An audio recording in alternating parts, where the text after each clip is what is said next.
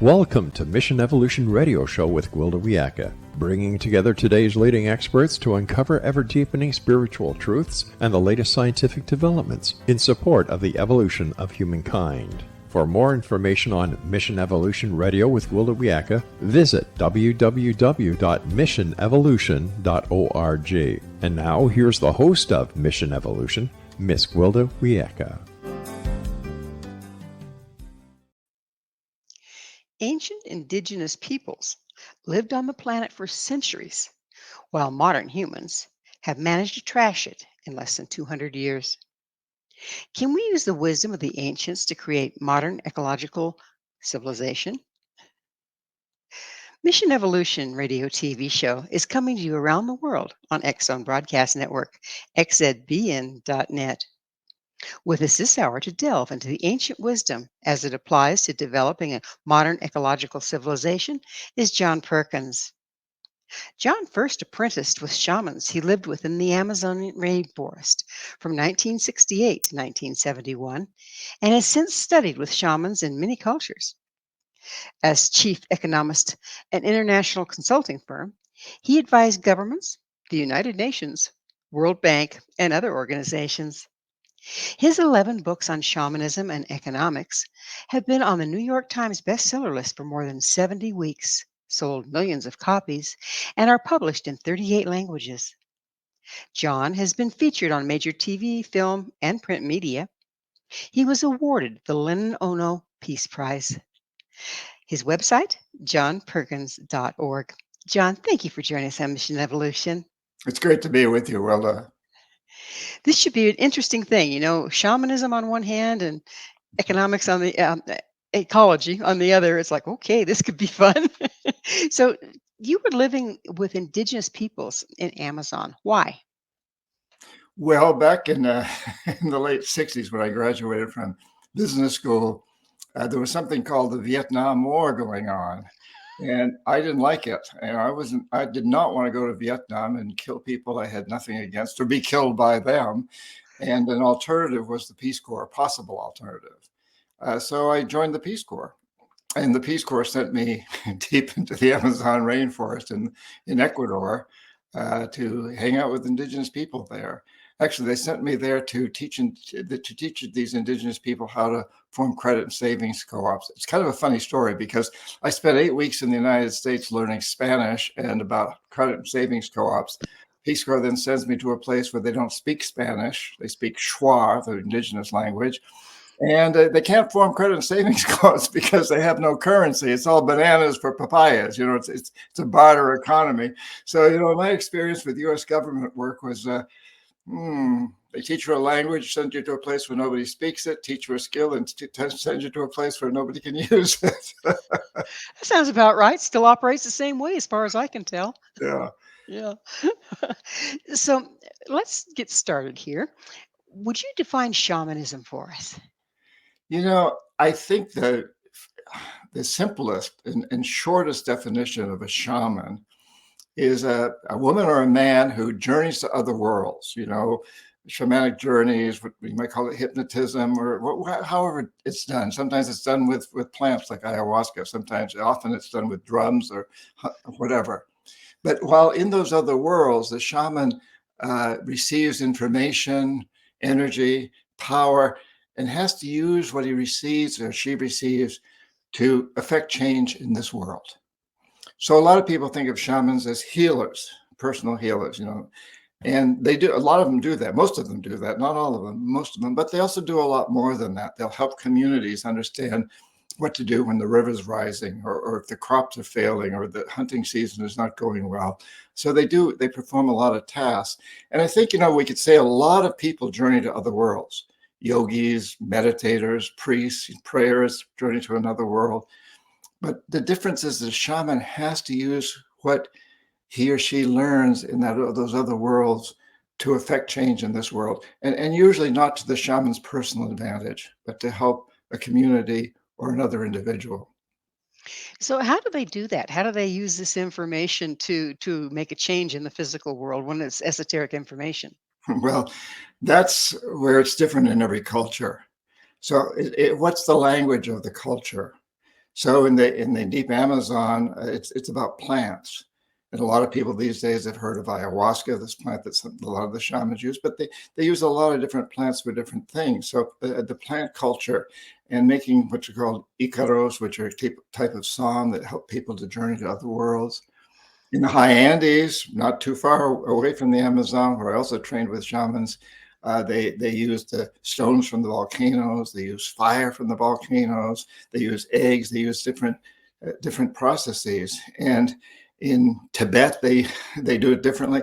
All over the world, you'll find that it's whatever the language is. Wilda, we could say that modern therapists, in a way, some of them are forms of shamans. And maybe if they're going into intuition and turning to other worlds, and they use the spoken word because that's what we understand in our culture. So, when I say that shamans, I use the general definition of shamans, but every culture has a different teaching approach. Sometimes it takes many years to learn what, basically the language, the process that will really help people understand and make the transition that's necessary. So now, are these processes basically ceremonies that are particular to the culture, but that help them access, say, the quantum level? Yeah, I think that's a fair way to put it. These days, I continue to take people into the Amazon. I take small groups. When they go into the Amazon, they often use these plants and they use the Icaros, the songs, and our people are invited to take shamanic journeys and also just to spend time in the forest, feeling the spirit of the forest and the plants and learning to live as a part of nature rather than the way we kind of live as apart from nature. I also take groups of people to the Mayan people of Guatemala, into the deep jungles there around Tikal. And the Mayans use fire ceremonies, a very, very different approach, but it can take you to the same altered state, if you want to call it that, as a different state of consciousness where you can receive this information, energy, wisdom to use to affect change in this world. Now, I understand originally that before a budding shaman, an apprentice would enter into the ayahuasca initiatory ceremony, there was an awful lot of personal work that had to go on ahead of time to prepare them. Is that still the case? And if it is, what's that do for our people that go there for a couple weeks? Well, when people go on a journey with me, for example, it's not about ayahuasca. It's about integrating with the jungle, understanding the connection with the jungle. They do have an opportunity to take ayahuasca with a shaman, and there's not much preparation that's required when you're taking it. It's suggested that you fast the day that you take it at night. So for the person just taking the ayahuasca, there's not a lot of preparation. The shaman, to become a shaman, to go through the initiation to become a shaman, is very rigorous. For one thing, when you start, and I've been through this, the shaman blows into your left wrist invisible darts. That they're like the blowgun darts that the hunters use, but they're invisible. And these darts travel up into your heart.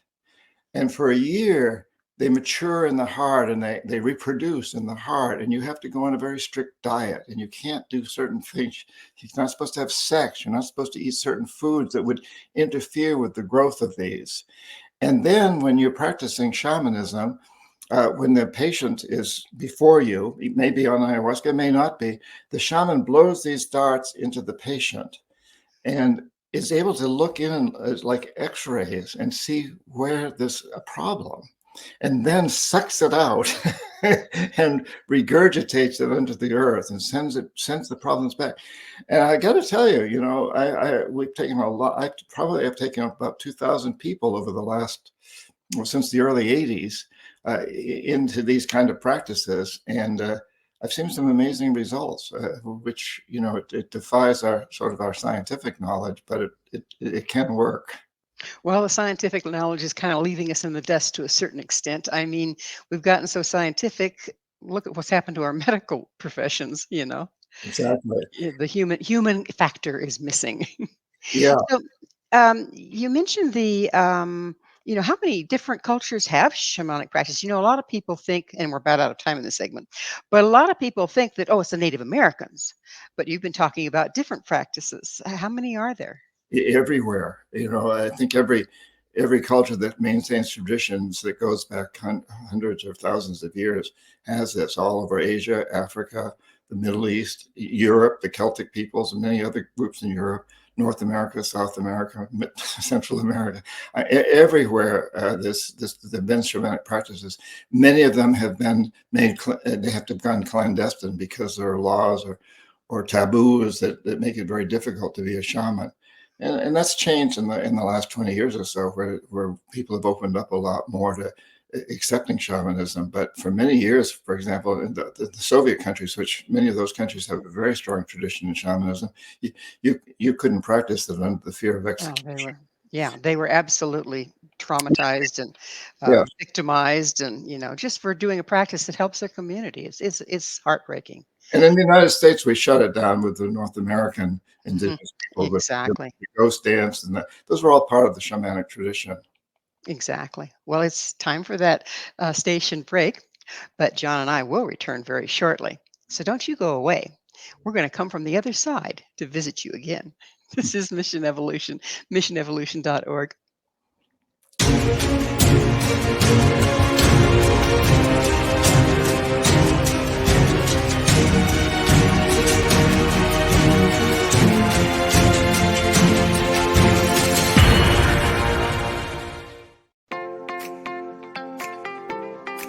Are you interested in evolving with the times and becoming all you can be?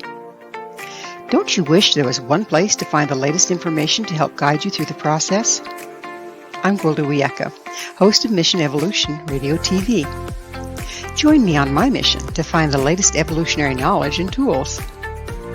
The guests on Mission Evolution are leading experts in a wide variety of divergent topics, including allopathic, holistic, and integrative medicine, epigenetics, enlightenment, quantum physics, meditative practices, environmental issues, spiritual evolution, trauma healing, and so much more. Mission Evolution Radio TV is aired worldwide through the X-Zone Broadcast Network, X-Zone TV Channel 32 on Simul TV. You can enjoy our archives of radio or TV shows with our compliments at www.missionevolution.org. Come see the amazing lineup of guests and topics. With more than 200 episodes to choose from, you're sure to find what you're looking for. Visit www.missionevolution.org.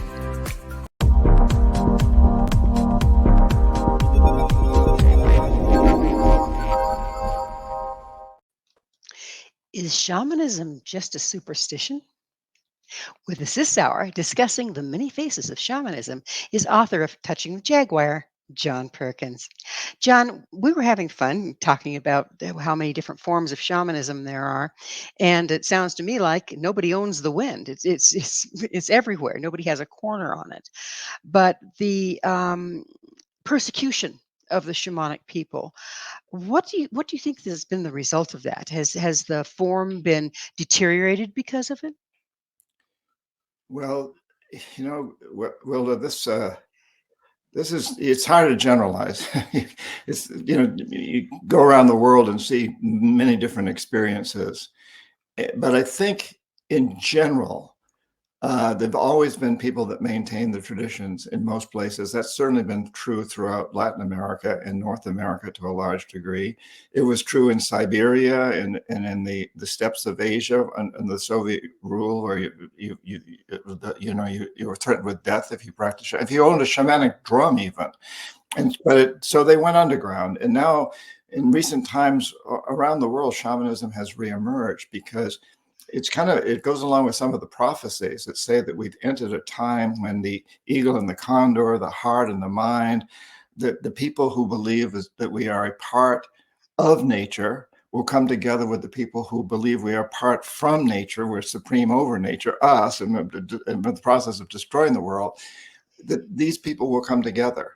And we've certainly seen that happening in the last 20 years or so, where there's been a real acceptance of shamanism in so many of our industrialized cultures. And at the same time, the shamans have been willing to come out and share their knowledge. And it's happened. It happened pretty quickly in Latin America, a little more slowly in North America, but it's we've seen this evolving. So, what's your take on? I mean, like you say, it's having a reemergence, but there's a downside to that in that everybody that takes a weekend workshop hangs their shingle out as a shaman in this country at this point. There's a lot of new age approach to it, and take a little bit from this practice, a little bit from that practice, and go off half cocked and name it after yourself. Mhm. Unfortunately, we're seeing a lot of that. What's your take on that? Well, it's kind of mixed.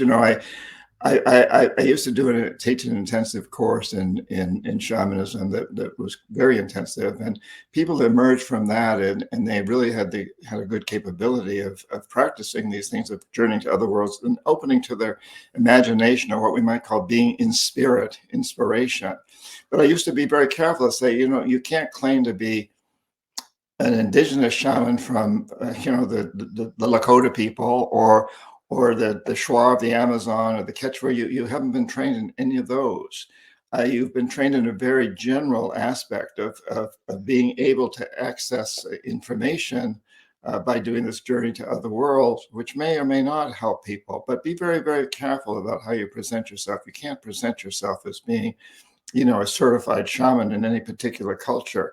You can say that you've been trained in some of the shamanic techniques and tools, and you'd like to try to use them on somebody. But I think it's important for people to be very, very careful about how they present this. Not everybody is, and that's sad. They're quacks. There's no question. And I'm very concerned about the increasing popularity of ayahuasca and San Pedro and peyote and some of the other plants, because although I love these plants and I'm quite familiar with them, I've been trained in them, it takes a really important approach to that. And when I see these things proliferating, for example, the other day somebody asked me, he said, how many times did you take ayahuasca this last year? I did it 20 times. And I said, I haven't done it for 10 years. And the plant and I are still getting to know each other. And that's important. There's a relationship.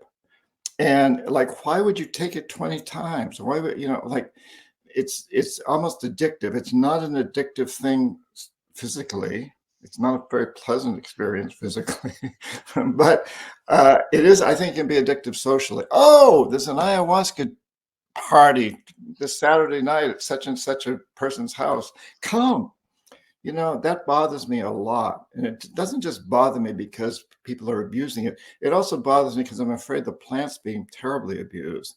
And I know it's being grown in places like Hawaii and other places, maybe with insecticides and fertilizers. And I'm concerned about this. I love to see the spread of shamanism, but it's like anything, whether you're a psychologist, a psychiatrist, a medical doctor, whatever, people need to be really well trained.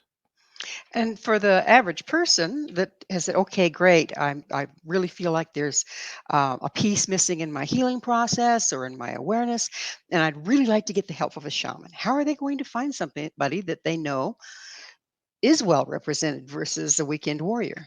Well, and there are some very legitimate people doing this, including people giving ayahuasca, and I think the important thing is to get the recommendations from others who've gone to these people, and quite a few recommendations, and make sure that the people that have gone to this particular individual that you're checking out have had very good and positive experiences and been well taken care of.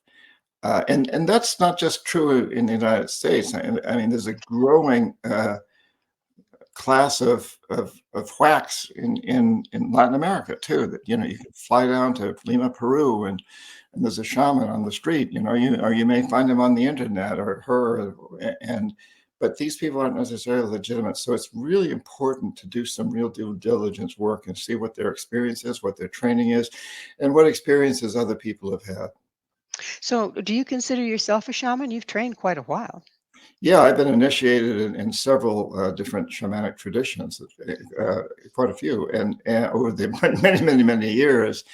Uh, but these days I have chosen to apply shamanism to changing the corporate world.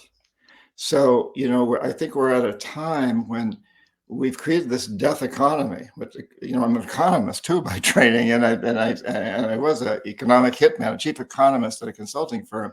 And what I see is how we've got to turn around this concept that profits need to be maximized in the short term, regardless of the social and environmental cost. We need to maximize materialistic consumption. Those are driving us to an economic system we call the death economy that's polluting and consuming itself towards self-destruction. And you can apply shamanism because beneath everything else, what shamanism says is that perception molds reality. And we know that's true. There's no United States, there's no Canada, there's no Peru. There's no corporations, there's no religion, there's no culture except and until enough people accept the perception that it's there and codify that perception into law, take actions to back it up. And then that changes reality. And shamanism, every shamanic culture I've ever worked in or been part of will teach you that perception molds reality. It's the basis of psychotherapy. It's the basis of marketing. It's the basis of politics, And so if we want to get out of this death economy, we need to change our perception of what it means to be successful human beings and successful businesses on this planet. And so these days, I really apply these shamanic principles to trying to create a new perception of what it means to be human beings, being human on this amazing planet that is our home. A lot of the old practices, like we've spoken, were designed for the culture at hand. Is there a way that we can bring it forward, okay, keeping what they all have in common, if you will, so you're sticking to the principles and apply it in a modern way? Yes, absolutely. And that's what I try to do these days. And working with corporations, I've worked with individuals to a certain degree, but I really want to see how corporations and those of us who have impact on corporations, which is all of us. Every one of us is a consumer, and many of us work for corporations, or some of us are managers, some of us are investors.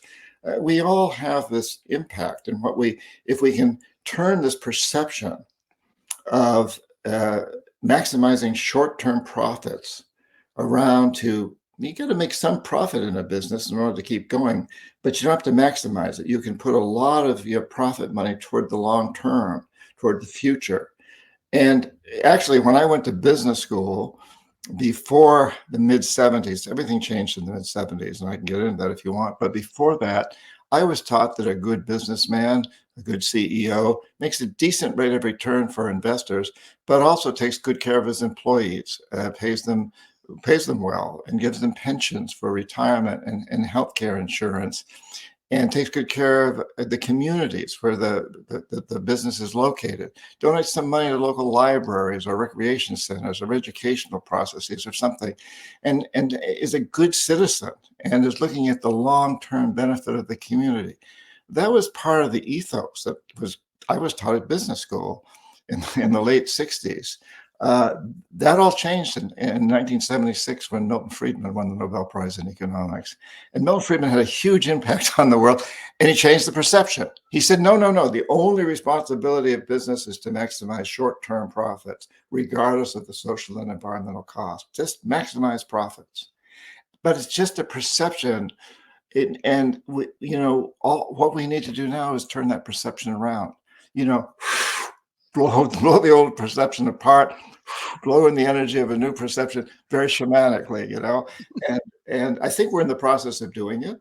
People around the world are waking up to the fact where we're understanding that what we've created is a degenerative system that is not going to serve the long term, and we need to change. Well, it's time for another commercial break, and we will pick up on this amazing subject on the other side. John and I will be right back to continue our discussion, so you stay right there. This is Mission Evolution, www.missionevolution.org.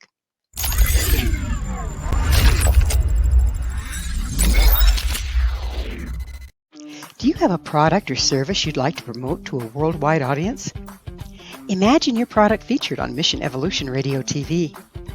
If you're interested in showcasing your work, Mission Evolution is broadcast to the X-Zone TV Channel 32 Simul TV, on the X-Zone Broadcast Network, YouTube, iTunes, iHeartRadio, Amazon Music, Audible, and many other audio and social media platforms.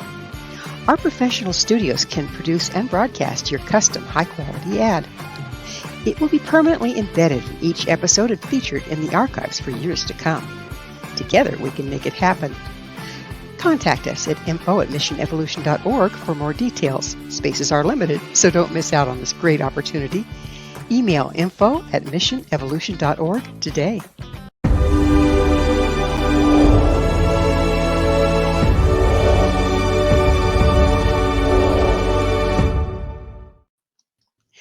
Can the ancient practice of shamanism actually heal what ails us today? This is Mission Evolution, missionevolution.org. With us discussing the modern day application of an ancient practice is John Perkins. His website, johnperkins.org. John, we were talking about how the concept of business took a really nasty turn, and now it's pretty mercenary. It's all about the short-term profit and to heck with everybody else. And we're starting to see that result in more places than just the economy. I mean, our entire society has kind of embraced that in a way. How do you see shamanism as being able to turn that around? Well, I think, the idea that just shamanic idea of perception molding reality. We just need to change the perception. So it's not so much of shamanism turning it around, it's the philosophy behind shamanism.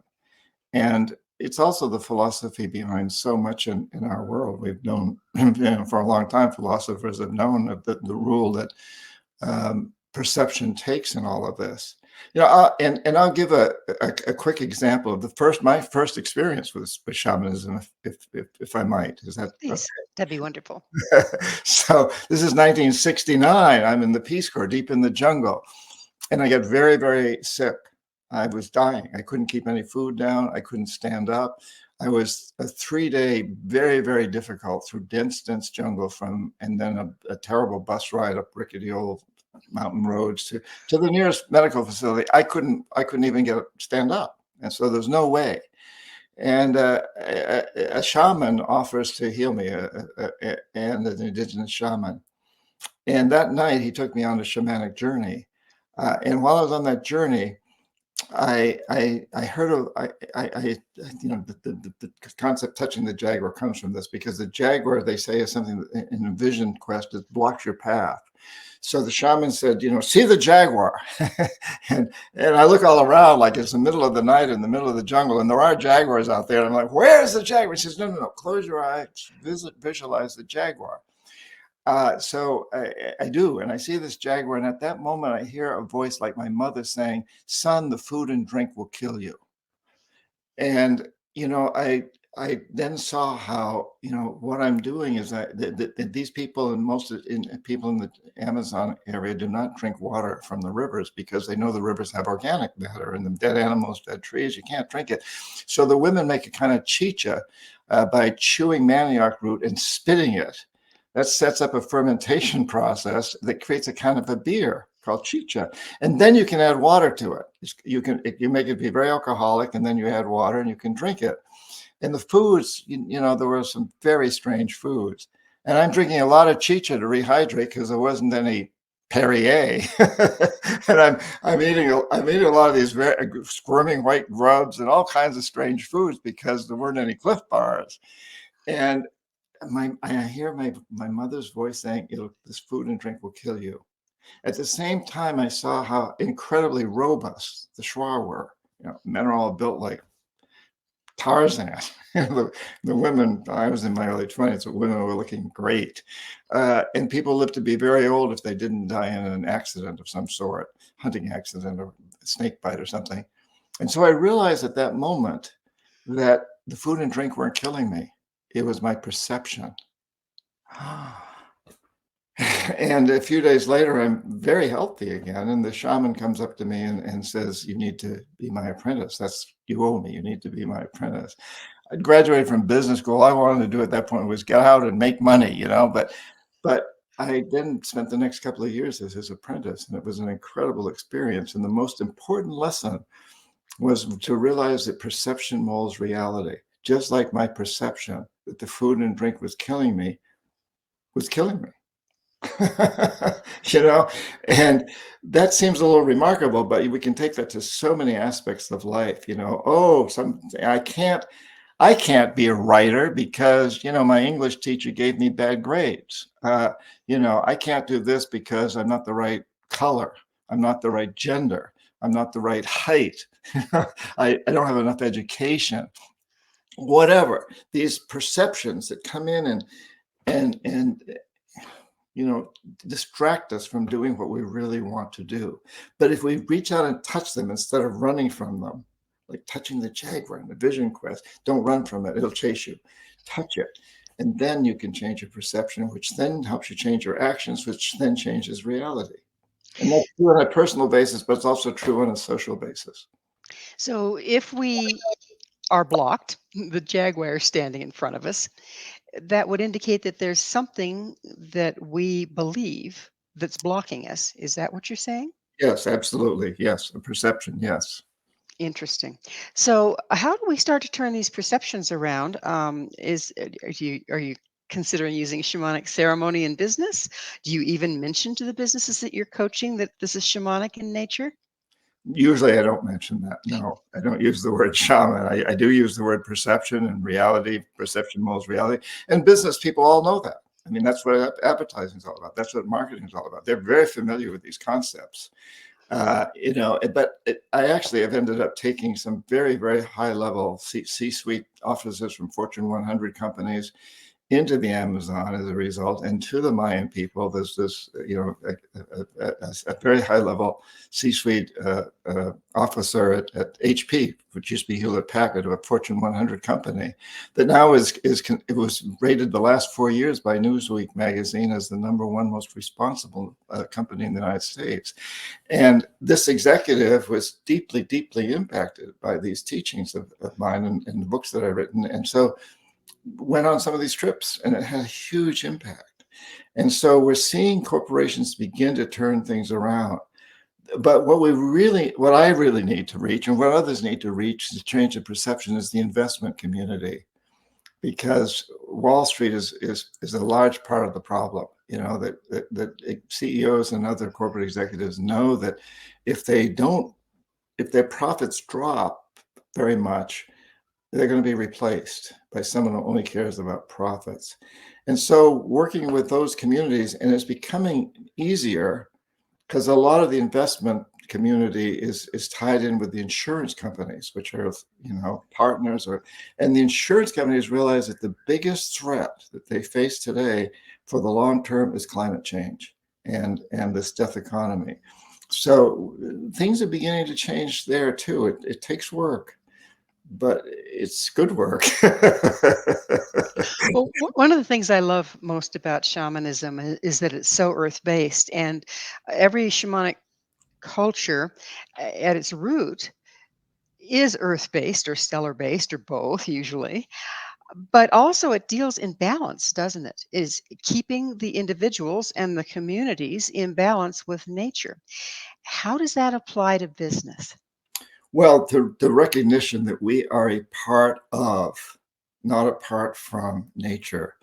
This idea that we are supreme, that we're made in God's image, and therefore we have the right to do whatever it takes to maximize short-term profits, rip up the earth. And that's very out of balance these days. And business schools are beginning to see that. And I've done a lot of work with some of the business schools and trying to help to bring this around. And I think, anybody who's got any brains at all understands this now. The challenge is putting it into action without losing your job. And again, There's that. yeah, and again, it's reaching the investment community, but also the consumers community. So all of us have a role to play to let corporations know, I'm not buying your products anymore because you're abusing nature. You're not trying to be more sustainable. Let's face it, nobody's perfect. There's probably no perfect corporation out there, but there are a lot that are doing better than others. And so the idea is support those that are doing well and let them know why you're supporting them. Send them an email, send them a text, or however you communicate, and let the ones that you're not buying from know why you're not buying from them. I'm not buying from you because you're not doing as well as your competitor in helping turn this environmental issue around, climate change around. Communicate. I think this is very important. Every one of us has a role to play. It's not just about shopping properly. It's also about sending the message to the corporations so that they will turn around. And we are seeing this happen with solar energy and wind and so on. So it's a two-pronged deal here. It sounds like that not only do the companies have to, at least some of them, start to step up and live life in a good way, basically, so that there's balance, give and take in what they're doing. But then the consumer, the average person, has to participate and support them with their words and where they buy money. How can we encourage the ones? I mean, that takes a lot of courage and encourage. It takes a lot of courage for a company to really change the whole premise of how it operates. Is there a way to outline how that can happen without destroying the company? Well, yeah, and it depends on the company and what business it's in and how it's working, and to recognize that a lot of these companies are actually in the position to build bridges between countries. Unlike governments, the U.S. and China see themselves as competing, but corporations that work in both countries see it as a bridge. And how do we benefit from both? And I think part of what you're asking is what can each of us as individuals do? And I read in my most recent books about 5 questions we can each ask ourselves that'll take us down that path. And I'd love to share that with you and your audience, but I don't know whether we have time in this segment or whether we should wait for the next. Actually, we don't, but we can certainly open the next segment with it because that's a hugely important piece of the equation, isn't it? It is. It's going to take a tribe here. I don't think a company can do it, and I don't think the people can do it, but we have to pull everybody together. Yes, So absolutely.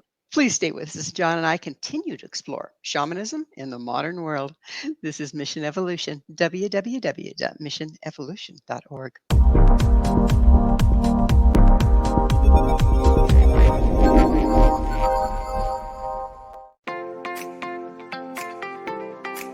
Are you interested in evolving with the times and becoming all you can be?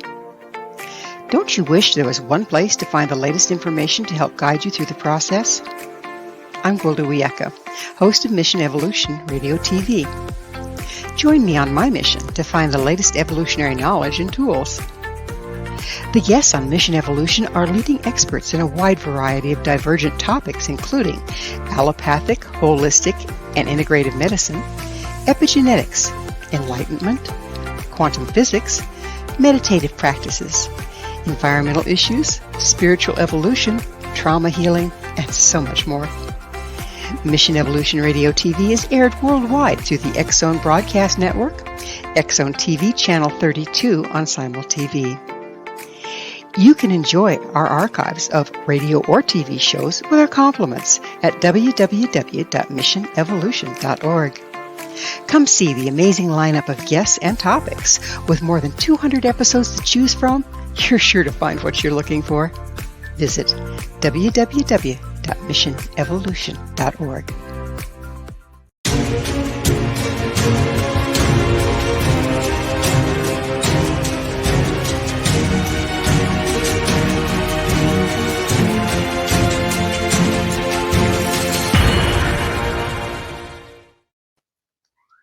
What is an ecological civilization? This is Mission Evolution, missionevolution.org. We're continuing our discussion with John Perkins, his website, johnperkins.org. John, what is an ecological civilization? Well, I think it's a civilization we could say that is sustainable. It knows it's a part of, not apart from nature, we might even use the word thrivable, or where it can thrive by creating a life economy that pays people to clean up pollution and regenerate destroyed environments, plant trees and mine plastic that's floating around in the ocean and recycle it, and so on and so forth, and doesn't create waste. So it has a cyclical economy where you can recycle everything and reuse it. You don't have to keep ravaging the earth. Like working like the earth does, right? Exactly. And throughout most of the 200,000 or so years that we've been human beings, we've lived pretty much in ecological civilizations as indigenous people in places like the Amazon still do, although that's changing too. It's only been within the blink of an eye historically that this has changed. And we may say it goes back a couple of thousand years, back to the time of the ancient Greeks and the Romans and so on. But, it's really gotten worse during my lifetime, and especially in the last couple of decades. We see ourselves moving more and more to this death economy, which is the opposite of ecological civilization. But we humans know how to do it. We've been doing it for hundreds of thousands of years. However, there used to be a lot fewer of us on the planet. With the masses that we have now, I mean, it's not like we can, pick up our TP and go to a new campsite when we've when we've worn out the one and it needs to recuperate itself. How can we apply that in such a way that fits in with our massive population? Well, yes, I think the Earth has limits as to how many people we can have on this planet. I don't think we've come close to reaching that limit, frankly. We've got a distribution problem. When you consider that, there's a handful of people that have as much wealth as half the world's population. Well, in the United States alone, there's 3 individuals that have as much wealth as half the US population. And so, it's a distribution issue. If those people were willing to devote their wealth to helping create better food and better housing and better lifestyles for the lower half of the economically speaking population, things would change, and we could look at that all over the whole world. So I agree. I mean, yes, there are limits to population, but right now I would say the biggest issue that we have to face is the distribution of income and the distribution of resources and the terrible, terrible ravaging of resources in ways that are almost irreparable. They're not irreparable. We can repair the damage that we've done for the most part, but we need to set our hearts and minds to making that happen. And speaking of which, before we went into the last break, you promised us 5 guidelines for the individual to participate and to help with this. Yeah, I What are think, they? well, thanks. I think, we all know about shopping correctly and so on and so forth and sending communications but beyond that, each one of us can ask ourselves 5 important questions. And the first is, what is it that I most want to do for the rest of my life? What will bring me the greatest satisfaction, the greatest bliss? Because we can't be successful if we don't do what we really want to do. We may make money, but we won't really be successful. And I would answer that question by saying, I want to write. I love to write.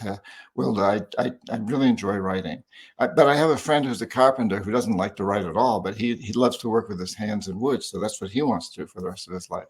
Second question is, how do I do that in a way that helps transform the death economy to a life economy? And I would say, well, I'm going to write about these things. I want to write books and other things that inspire people to be part of this movement. And my carpenter friend would say, I'm only going to use sustainable materials. And I know how many trees get cut every time I build a house or use wood. I'm going to replant those trees. I'm going to replant 2 trees for everyone that gets cut. So I'm going to play my part. And the third question is, well, what's stopping you from doing this? What's the jaguar that's on your path that's holding you back? For me, I might say, well, I know that to be a successful writer, I've got to write every day for at least an hour or 2, and I just don't have time. And my carpenter friend might say, well, my clients aren't willing to pay the extra price for sustainable materials that get me to replant trees. They'll pay for that. And so that brings up the fourth question is, when you touch that jaguar, when you confront that blockage, how do your perceptions change in a way that will change your actions and change reality? And I would say as a writer, well, I can turn off the television for a couple of hours every night earlier, or get up a little earlier every morning and write. Ah, and my carpenter friend will say, well, I'm going to tell my clients that when they pay a little extra for the sustainable materials, it's not a cost. It's an investment in the future for them and their families and their children and grandchildren. And the fifth question then is, okay, so what actions do I take immediately? For me, got to write, got to turn off the television and write. The carpenter has to start building cabinets like this one behind me with sustainable materials and tell everybody, look, and tell the kids, like, look, your parents are building a house or building a cabinet with sustainable materials because they're investing in your future. And I think, every one of us can ask that question. So if you're a teacher or a parent or a student or whatever you are, plumber, whatever you are, you can take that same approach. And if we can all take that approach and always being organized around, but how do I do this in a way that creates an ecological civilization that transforms the death economy to a life economy, which then takes us to an ecological civilization? How, if we can all do that, we'll get there. And I think it's important to ask these questions fairly frequently because although the first two may not change, the latter three will. Once I've committed to writing for 2 hours every day, then the next question is, well, what am I going to write? Then the next question is, what's the first sentence? What's the second sentence? And so on and so forth. So it's important that we really look at this seriously. I think I encourage people I teach to ask themselves these questions fairly frequently. It only takes 5 minutes, maybe less than 5 minutes every morning when you wake up. So it's that time in the show, John, when I get to ask you, what's your mission? Well, it's to create an ecological civilization, to transform the death economy to a life economy. Yeah, that's my mission. That's an important one, an absolutely important one. You mentioned several times if we all, but will it take all of us, or is there something about the 100th monkey working here? Yeah, yeah, I think a critical mass, and I think we're getting there. I mean, people are changing. I have the distinct. I'm blessed with the opportunity to travel around the world. I've spoken in Russia fairly recently, and in China, and the Czech Republic, and all over Latin America, and many places. And everywhere I go, I see that people are turning around. They're understanding.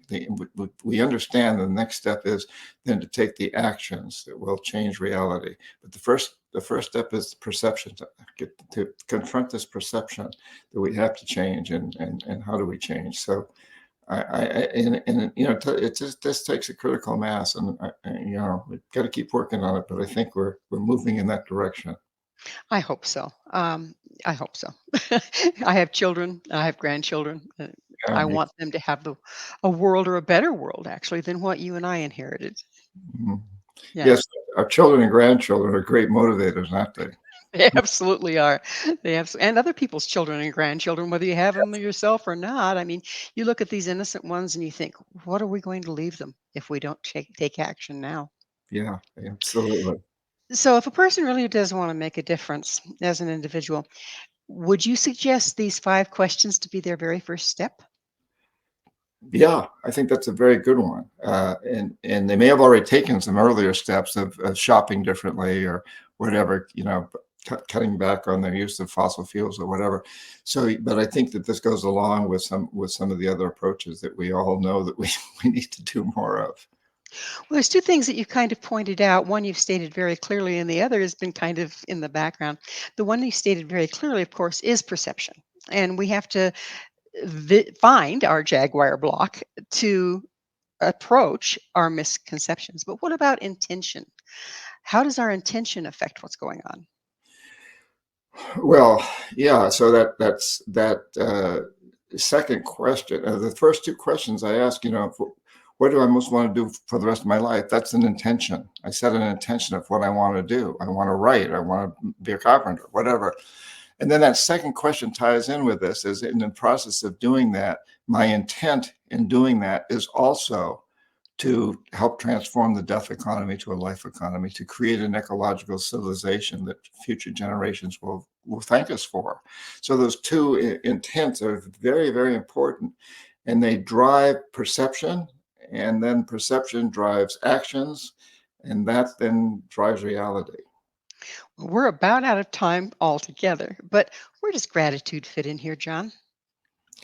Phew, I'm so grateful to be alive right now. And I think that all of us should be grateful that we live at this moment where human evolution is progressing, we're changing, we are understanding, we're at this cusp in history that's been projected, have been forecasted by prophecies all over the world, that we've entered a portal where we have the opportunity to redefine what it means to be humans, being human on this planet, and we're evolving and we're all part of this. So I think I feel the gratitude of being part of all this. I feel gratitude for being on your show and for the fact that we're talking about this and this is happening. I think we should all be grateful that we're alive at this time in history. Absolutely. And unfortunately, we've hit that point that we are out of time. Thanks so much for joining us. Our guest this hour has been John Perkins, the author of 11 books, including Touching the Jaguar. You can find out more about John, or you can find his books and everything he offers at his website, johnperkins.org. This has been Mission Evolution with Gwilda Wiyaka. For more information or to enjoy past archives episodes, visit www.missionevolution.org.